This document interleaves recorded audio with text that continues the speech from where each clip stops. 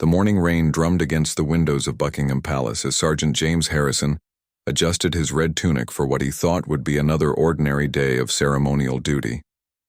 At 28, James had served as a Queen's Guard for 6 years, standing motionless for hours, his tall black bearskin hat perfectly positioned, his face an expressionless mask that tourists loved to photograph. The protocol was clear, absolute, and never to be broken under any circumstances.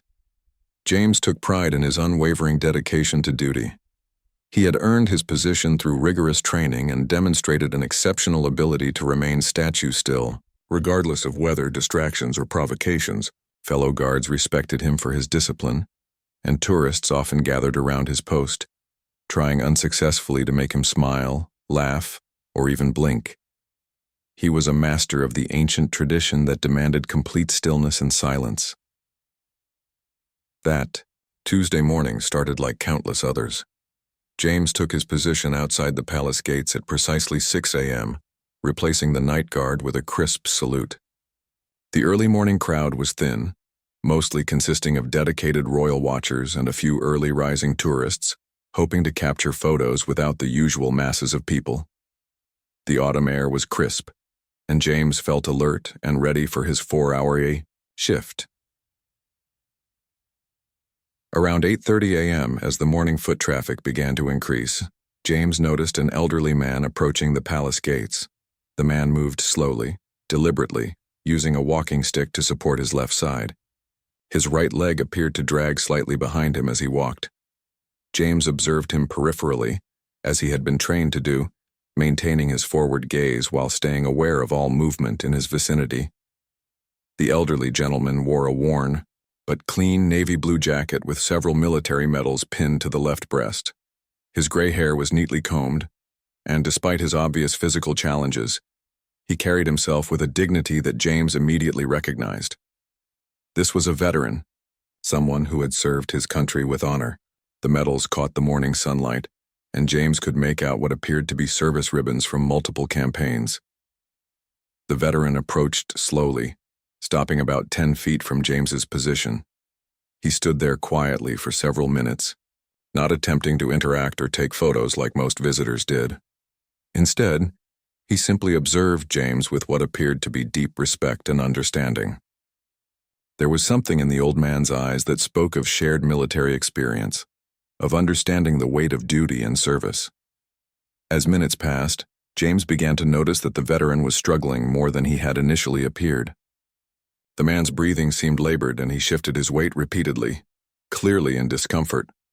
His grip on the walking stick tightened, and James could see beads of perspiration forming on his forehead despite the cool morning air. The veteran's left hand occasionally trembled, suggesting possible neurological damage from his service. Other tourists began to gather, taking photos and chatting loudly about the guards and the palace. Some noticed the elderly veteran and moved around him respectfully, but others seemed oblivious to his presence or his obvious discomfort. James watched as the man tried to maintain his position, clearly determined to pay his respects despite his physical limitations. The veteran's condition appeared to worsen as the morning progressed. James could see him swaying slightly, his face growing paler. The walking stick seemed insufficient to provide the support he needed, and James realized the man was likely experiencing significant pain or exhaustion. Yet the veteran remained, standing as straight as his condition allowed, his eyes fixed on James with unmistakable admiration and respect. James felt an internal conflict building. His training screamed at him to maintain position, to ignore all distractions, to uphold the centuries-old tradition of the Queen's Guard. Breaking protocol was not just discouraged, it was absolutely forbidden.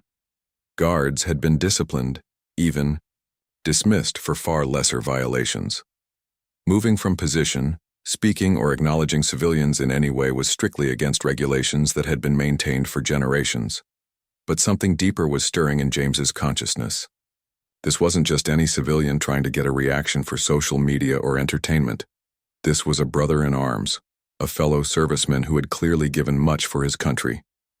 The medals on the man's chest told a story of sacrifice, courage, and dedication that James recognized and deeply respected. The veteran struggled to maintain his dignified stance, mirrored James's own daily challenge of remaining at attention for hours. As the morning wore on, James noticed that the veteran's condition was definitely deteriorating. The man's legs were shaking more noticeably, and his breathing had become more labored.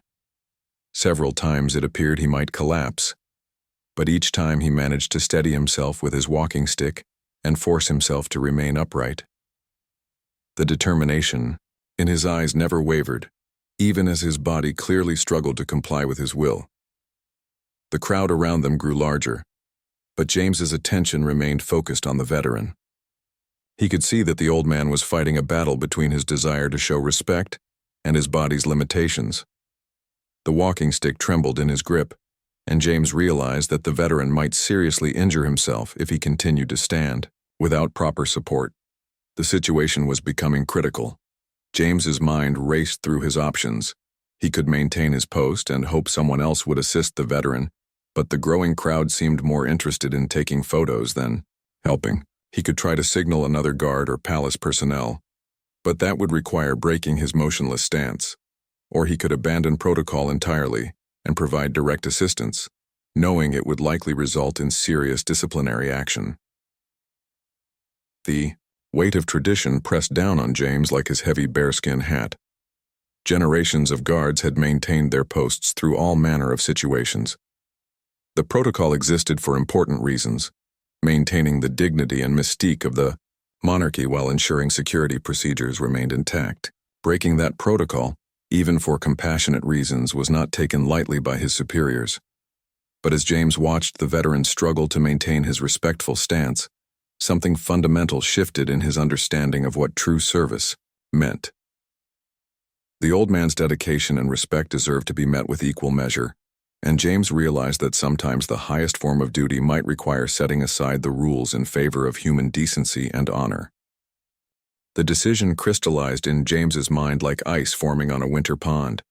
As he watched the elderly veteran sway dangerously, his military medals catching the morning light, James knew that no protocol was worth watching a fellow serviceman collapse from exhaustion and pain.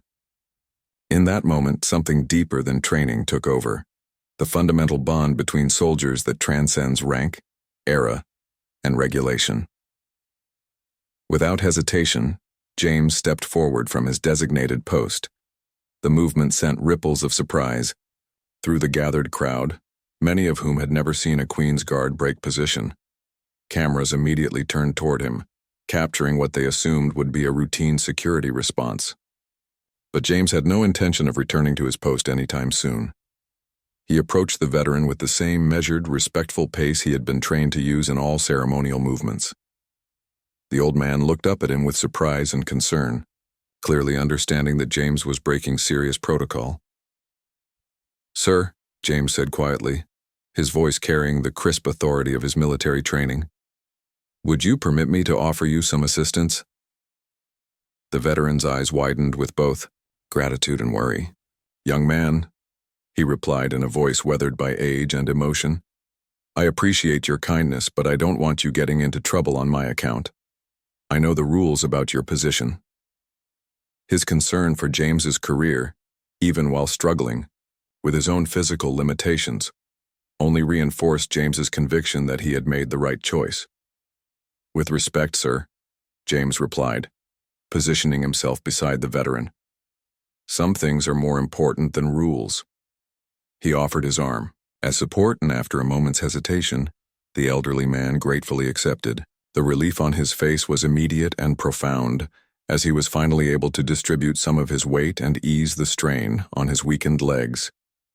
The crowd around them had grown larger, drawn by the unusual sight of a Queen's Guard abandoning his post. Whispers and pointing filled the air as tourists tried to understand what was happening. Some were taking photos and videos, undoubtedly planning to share this unprecedented moment on social media. Others watched with respect and admiration, recognizing the humanity of the gesture even if they didn't fully understand its significance.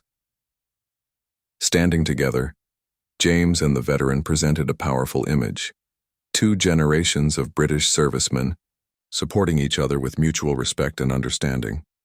The old man's posture improved dramatically with James's support, allowing him to stand with renewed dignity.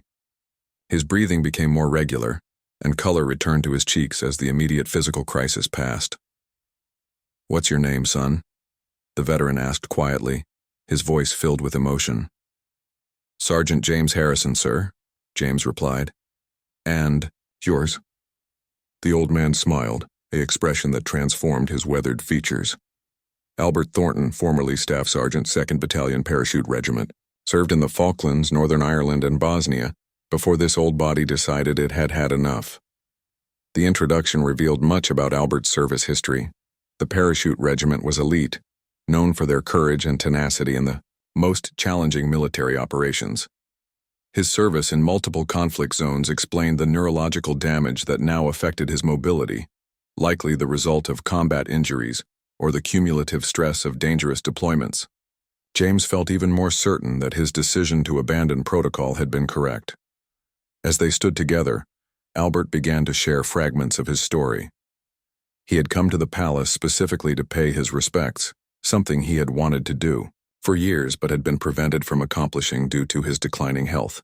This morning, he had finally gathered the strength and determination to make the journey from his small flat in South London, taking multiple buses and enduring considerable pain to reach Buckingham Palace.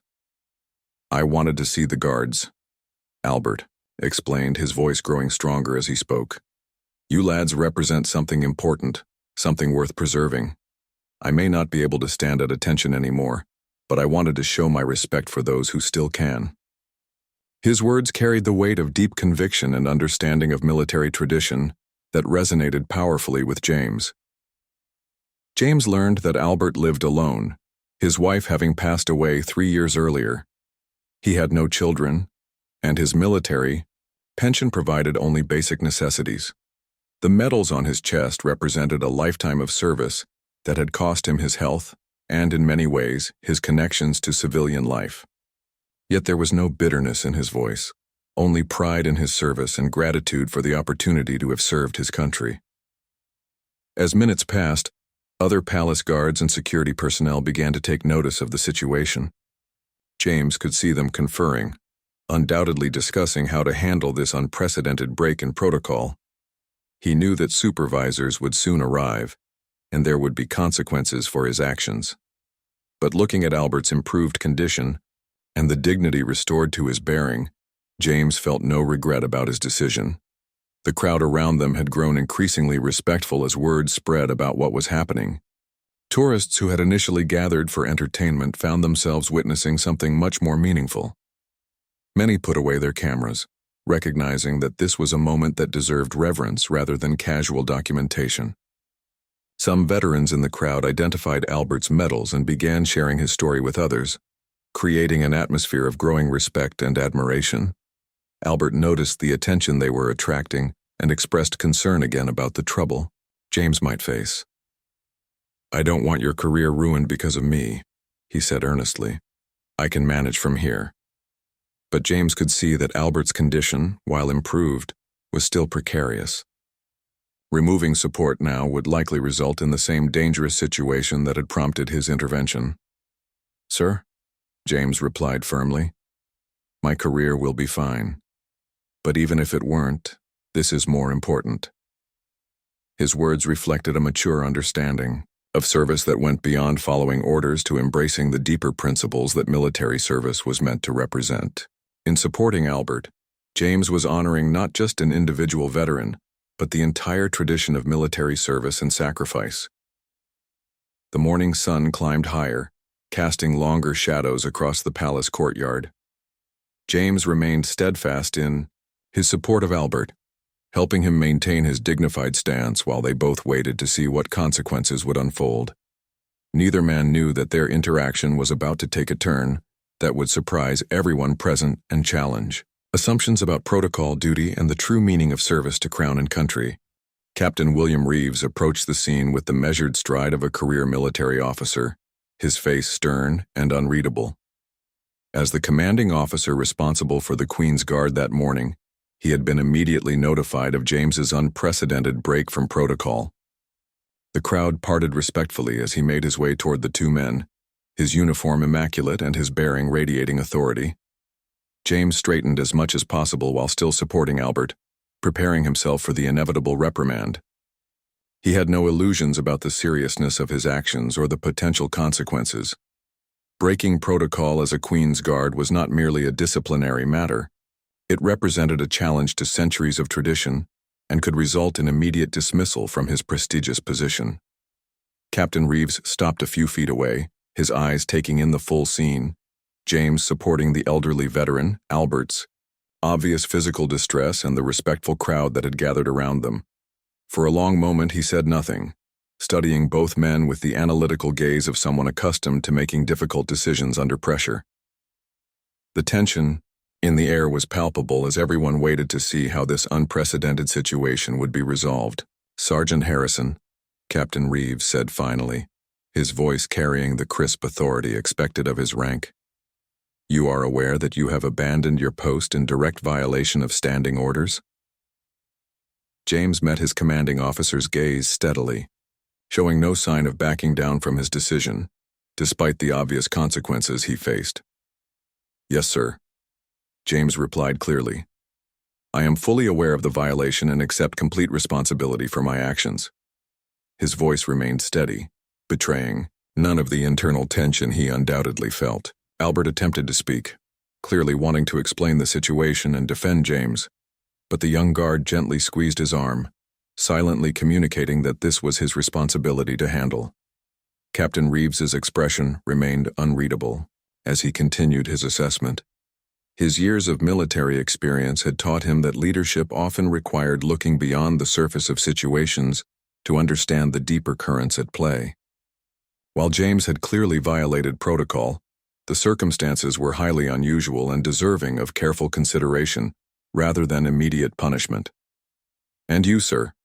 Captain Reeves addressed Albert directly, his tone respectful but inquiring.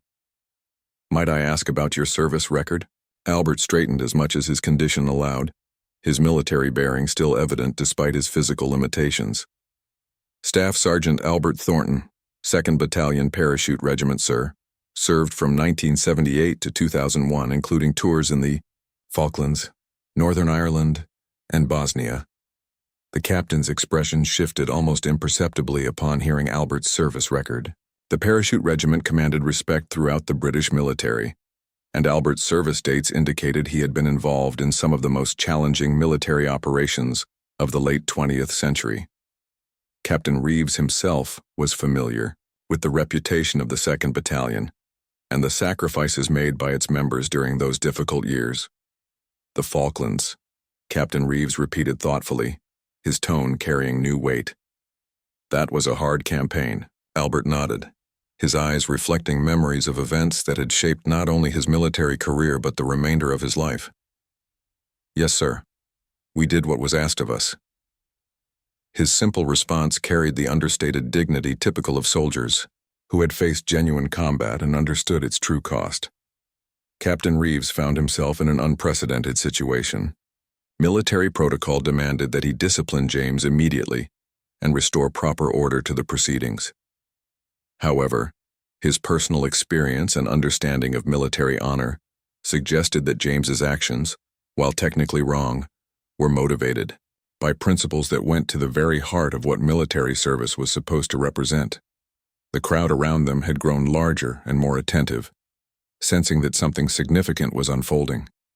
Many tourists had put away their cameras, recognizing that this was not entertainment, but a genuine moment of human connection and military respect. Some veterans in the crowd had identified themselves to others, creating small pockets of people who understood the deeper significance of what they were witnessing.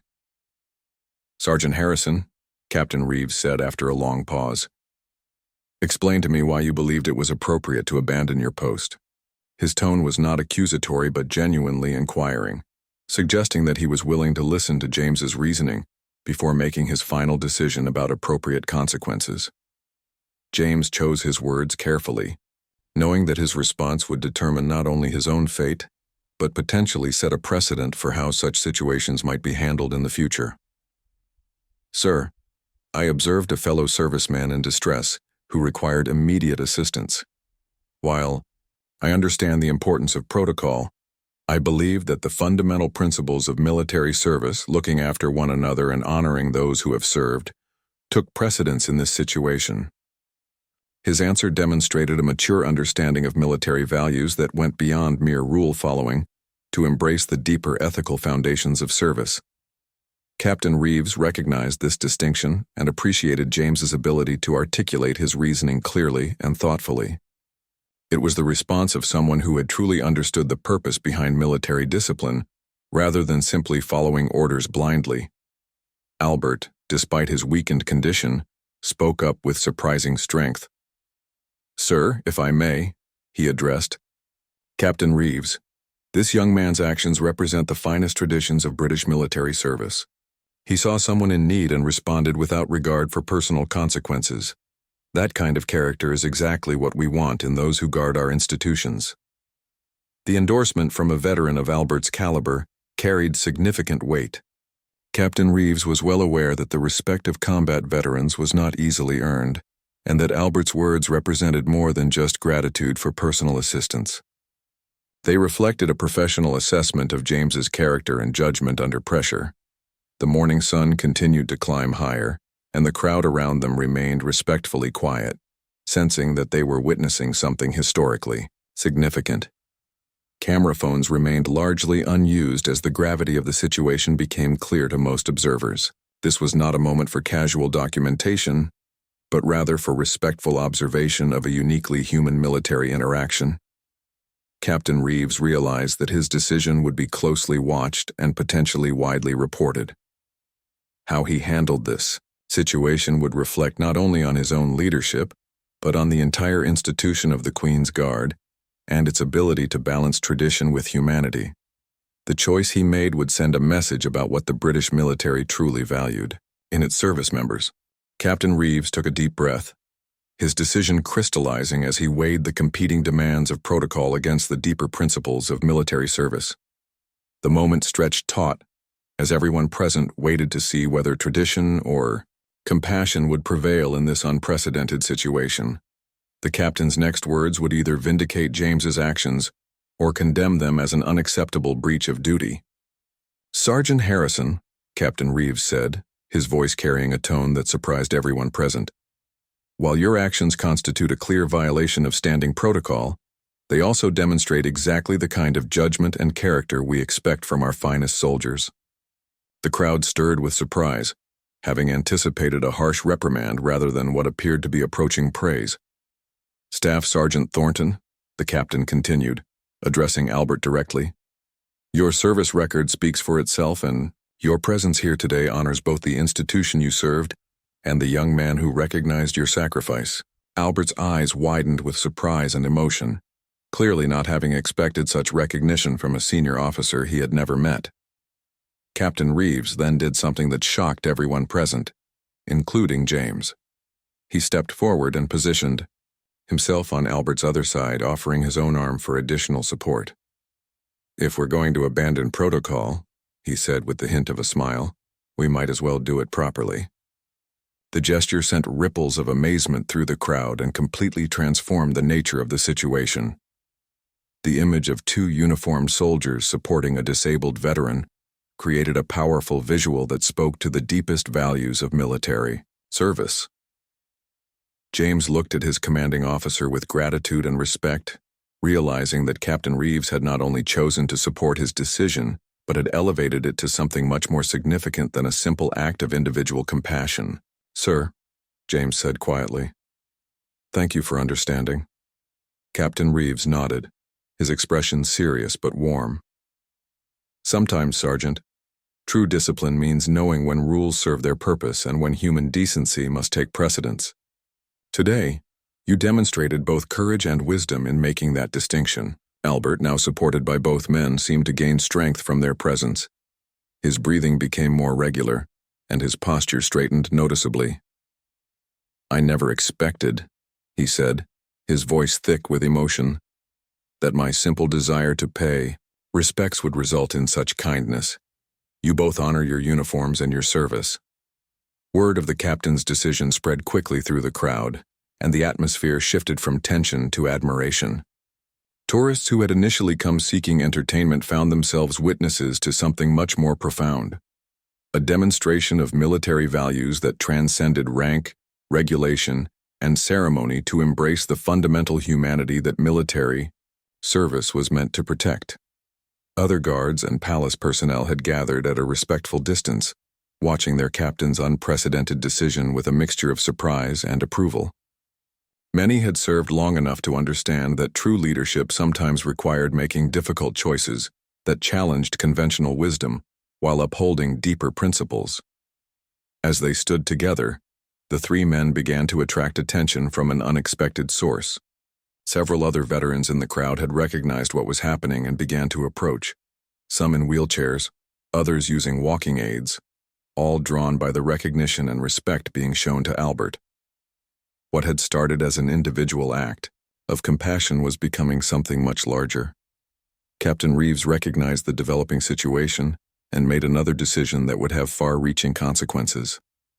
Instead of trying to disperse the growing group of veterans, he welcomed them, understanding that this spontaneous gathering represented something important that deserved official recognition and support. "Gentlemen," he addressed the assembled veterans, "your service to this nation has been invaluable, and your presence here today honors us all." His words carried the weight of institutional recognition, transforming what could have been seen as a security concern into an official acknowledgement of veteran sacrifice and service. James watched with amazement as his simple act of helping one struggling veteran had evolved into something much larger than he had ever imagined. The growing group of veterans, the captain's support, and the respectful attention of the crowd had created a moment of genuine significance that transcended the usual boundaries between military personnel and civilians. Albert, despite his physical limitations, seemed energized by the presence of fellow veterans and the recognition being shown to their collective service. "This means more to me than you can possibly know," he told James and Captain Reeves. "I came here today hoping simply to pay my respects, but I'm receiving far more than I ever gave." The morning sun was now well above the palace walls, casting clear light on a scene that would be remembered and discussed for years to come. Media representatives who had been present to cover routine palace activities found themselves documenting a story of human compassion and military values that would resonate far beyond the usual celebrity gossip and tourist attractions. Captain Reeves realized that this spontaneous event had the potential to become something even more significant. "Sergeant Harrison," he said quietly, "I believe we may have started something important here. The question now is how we ensure that this moment becomes more than just a single act of kindness." James understood that his commanding officer was thinking beyond the immediate situation to consider the broader implications of what had occurred. The gathering of veterans, the break from protocol, and the public attention all suggested that this could become a catalyst for greater recognition of veteran needs and military values. "Sir," James replied thoughtfully, "perhaps this is exactly what was needed. Sometimes it takes breaking the rules to remind everyone what the rules are really meant to protect." His words reflected a mature understanding that had developed through the morning's events, recognizing that his individual choice had revealed deeper truths about service, sacrifice, and the proper relationship between military personnel and the communities they serve. As the morning progressed, it became clear that neither James, Captain Reeves, nor Albert could have anticipated the full impact of their simple human interaction. What had begun as one guard's decision to help one veteran was evolving into something that would challenge assumptions about military protocol, veteran recognition, and the proper balance between tradition and compassion in modern British society. News of the unprecedented scene at Buckingham Palace spread with remarkable speed through social media and traditional news outlets. Videos captured by respectful bystanders showed James and Captain Reeves supporting Albert, surrounded by an ever-growing group of veterans who had come to witness this spontaneous display of military brotherhood. The images resonated powerfully with people across Britain and beyond, striking a chord that transcended typical news cycles. By midday, the story had reached the highest levels of both military command and palace administration. Rather than the disciplinary crisis that might have been expected, senior officials found themselves managing an unprecedented public relations opportunity that highlighted the best aspects of British military tradition and values. The story was being framed not as a breach of protocol, but as an example of military personnel displaying exactly the kind of character and judgment the institution sought to cultivate. General Sir David Mitchell, colonel of the regiment responsible for the Queen's Guard, arrived at the palace personally to assess the situation. His reputation for strict adherence to military discipline was well known throughout the ranks, and his presence initially caused concern among those who had supported James's actions. However, the general's response surprised everyone who knew him. After speaking privately with Captain Reeves and reviewing the circumstances, General Mitchell made a decision that would fundamentally change how this incident was perceived. Rather than disciplining James for breaking protocol, he chose to commend both him and Captain Reeves for demonstrating the flexibility and humanity that modern military leadership required. "In my 40 years of military service," General Mitchell announced to the assembled crowd, "I have rarely seen such a perfect demonstration of military values being applied appropriately to unexpected circumstances. Sergeant Harrison and Captain Reeves have shown us that true discipline includes the wisdom to know when compassion must take precedence over rigid adherence to rules." The general's endorsement transformed the entire narrative surrounding the morning's events. What could have been a story about military discipline being compromised became instead a celebration of military personnel making thoughtful decisions that honored both their training and their humanity. The validation from such a senior officer provided institutional support that protected all involved from potential negative consequences. Albert, who had remained at the palace throughout the morning despite offers to take him somewhere more comfortable, was deeply moved by the recognition he was receiving.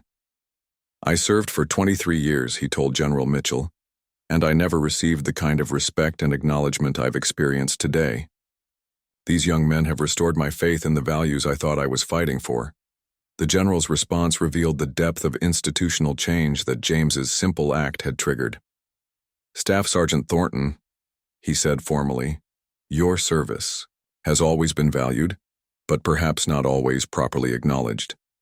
Today's events remind us that we must do better in recognizing and supporting those who have sacrificed for their country." As the afternoon progressed, representatives from veteran organizations across Britain began arriving at the palace. Word had spread through veteran networks about the spontaneous gathering and the official recognition it was receiving.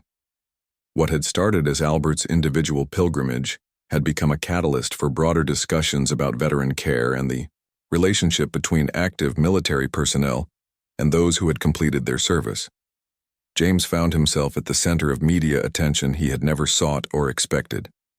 Reporters wanted to understand his motivations, his thoughts about breaking protocol, and his feelings about the consequences of his actions. His responses consistently emphasized that he had simply done what any decent person would do when faced with someone in need. "I didn't break protocol to make a statement," James explained to one persistent journalist. "I broke it because Staff Sergeant Thornton needed help, and helping him was more important than following rules. The recognition and support we've received today shows that our leadership understands the difference between discipline and rigidity." Captain Reeves also found himself fielding questions about his decision to support James rather than discipline him. His responses revealed a thoughtful understanding of military leadership that impressed even seasoned military observers. "True leadership," he explained, "means creating an environment where good people can make good decisions, even when those decisions challenge conventional approaches." Sergeant Harrison demonstrated exactly the kind of initiative and judgment we want to encourage. The story began attracting international attention as well. Military organizations from other countries reached out to learn more about how the British military had handled this unprecedented situation. The response was being studied as a model for balancing military discipline with human compassion and adaptability. Albert's story, meanwhile, was inspiring its own wave of public interest. Details about his service record, his current living situation, and his long-held desire to pay respects at Buckingham Palace created a narrative that resonated with many people who had their own veterans in their families or communities. Offers of support and friendship began pouring in from across the country. The afternoon brought another unexpected development when palace officials announced that arrangements were being made for Albert and other veterans to have regular, formal opportunities to pay their respects at the palace. The spontaneous gathering had revealed a genuine need that had been previously overlooked, and institutional changes were already being planned to address it. James learned that his actions had inadvertently catalyzed policy discussions that had been ongoing for months within military leadership about how to better support veterans and maintain connections between active personnel and those who had completed their service. His individual choice had provided the public momentum needed to move these discussions from theoretical planning to concrete action. Sometimes, General Mitchell observed privately to his staff, it takes someone with the courage to do the right thing, regardless of consequences, to remind the rest of us what our institutions are really supposed to accomplish. Sergeant Harrison didn't just help one veteran today. He helped us remember our true purpose. As evening approached, the day's events had established new precedents for how military protocol could be balanced with human needs. James, Captain Reeves, and Albert had become symbols of military values being applied with wisdom and compassion, and their story was inspiring similar acts of kindness and recognition in military installations across the country. The transformation, from a potential disciplinary crisis to a celebration of military values, had exceeded everyone's expectations, but the full impact of their actions was still yet to be revealed. 6 months after that transformative morning at Buckingham Palace, the ripple effects of James's decision continued to expand in ways no one could have anticipated. The British military had implemented the Thornton Protocol, named in Albert Cecil's honor, which provided guidelines for when military personnel could break standard operating procedures to assist veterans or civilians in emergency situations. The protocol represented a fundamental shift in military thinking, acknowledging that rigid adherence to rules could sometimes conflict with the deeper values that military service was meant to protect. James had been promoted to staff sergeant, a recognition that reflected not only his demonstrated judgment during the incident, but also his continued exemplary service in the months that followed. More importantly to him, he had been selected to lead a new program that connected active military personnel with veterans in need of support and companionship. The program, officially called the Military Brotherhood Initiative, had already helped hundreds of isolated veterans reconnect with their military communities. Albert had experienced his own remarkable transformation. The public attention generated by his story had led to numerous offers of friendship and support from across Britain. He had moved from his small, isolated flat to a comfortable apartment in a retirement community specifically designed for veterans, where he had found the sense of brotherhood and purpose that had been missing since his military service ended. His health had improved significantly with better care and social connection, proving that his struggles had been as much about isolation as physical limitation.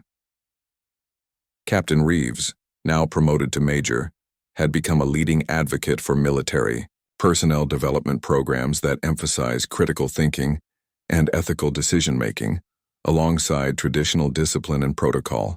His handling of the situation had been studied in military leadership courses, and he was frequently invited to speak about balancing institutional requirements with individual judgment and compassion. The morning that had started with one veteran's simple desire to pay respects had evolved into a national conversation about how Britain treated its military veterans. Parliament had passed new legislation increasing veteran benefits and creating better support systems for those transitioning from military to civilian life. The public awareness generated by the Palace incident had provided the political momentum necessary to address issues that had been ignored for years. International military organizations had adopted similar protocols based on the British model. The Buckingham Palace incident, as it had become known in military circles, was studied as an example of how institutional flexibility could strengthen rather than weaken military discipline. James and Captain Reeves had been invited to speak at military academies across Europe and North America about their experience and its implications for modern military leadership.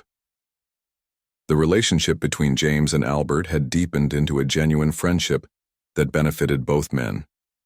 Albert had become something of a grandfather figure to James, sharing wisdom gained through decades of military and civilian experience.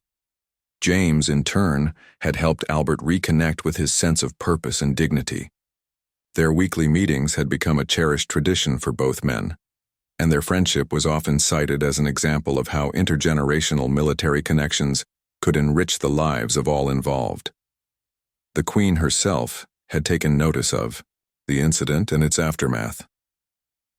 During a private ceremony at the palace, she had personally thanked James, Captain Reeves, and Albert for their demonstration of the values that the monarchy and military were meant to represent. Her recognition had provided the highest possible validation for their actions and had silenced any remaining criticism about the break from protocol. Media coverage of the story had evolved from initial news reports to documentaries and academic studies examining the intersection of military duty, human compassion, and institutional change. Universities were teaching courses that used the incident as a case study in ethical decision-making under pressure, and business schools were analyzing how the military's response could be applied to corporate leadership challenges. The annual Thornton Day had been established as a national day of recognition for military veterans, held each year on the anniversary of the palace incident. The day featured ceremonies across Britain where active military personnel and veterans came together to celebrate their shared bonds of service. Albert had become the ceremonial patron of the day, traveling across the country despite his physical limitations to speak at events and meet with veterans who had been inspired by his story. James often reflected on how a single moment of human compassion had created such far-reaching changes. He had learned that individual actions, when motivated by genuine care for others, could challenge entire systems and inspire institutional reform. His decision to abandon his post had taught him more about true military leadership than years of traditional training had accomplished. The palace gates where the incident had occurred had been marked with a small plaque commemorating the day and its significance. Tourist guides now included the story in their regular presentations, explaining how the site had become a symbol of military values being applied with wisdom and humanity. The plaque bore a simple inscription, in recognition of service, sacrifice, and the courage to do what is right. Albert's health had continued to improve with his enhanced social connections and better living conditions. He had become something of a celebrity within veteran communities, but he wore his recognition with the same humble dignity he had displayed throughout his military career. His story had inspired countless other veterans to seek help and reconnection, breaking down the isolation that had affected so many former service members. The friendship between the three men, James, Captain Reeves, and Albert, had become a model for intergenerational military relationships. They met regularly, not just as friends but as representatives of different eras of British military service who had found common ground in shared values and mutual respect. Their bond had proven that military brotherhood could transcend rank, age, and the formal boundaries of active service. As James stood at his post 1 year later, now wearing the chevrons of his new rank and carrying the responsibility of his expanded role, he often thought about that morning when everything had changed. The same tourists gathered around him. The same ceremony continued as it had for centuries. But something fundamental had shifted in how military service was understood and valued. The letter he had received from the Queen, framed in his quarters, reminded him daily that true service sometimes required the courage to challenge tradition in service of deeper principles. Your actions, she had written, demonstrated that the highest form of military discipline is the wisdom to know when human decency must take precedence over rigid adherence to rules. You have honored both your uniform and your humanity. Albert, now accompanied by friends from his new community, continued to visit the palace regularly. Each time he was greeted with respect and recognition by the guards on duty, many of whom had been inspired by the story and saw in him a representation of their own future and the importance of lifelong military brotherhood. The transformation that had begun with one guard's decision to help one veteran had created lasting change that continued to benefit thousands of people. It had proven that individual acts of compassion, when supported by wise leadership and institutional flexibility, could create positive change that extended far beyond the original participants. James's story had become part of military folklore, taught to new recruits as an example of how to balance duty with humanity. But for him, the most important outcome was simple. Albert was no longer alone. Veterans across Britain had better support and recognition, and the military had remembered that its ultimate purpose was to serve and protect the human dignity and values that made such service meaningful. The morning sun continued to rise over Buckingham Palace each day, illuminating guards who stood ready to serve with both discipline and compassion, knowing that true strength came not from rigid adherence to rules but from the wisdom to apply military values in service of the greater good that they were sworn to protect.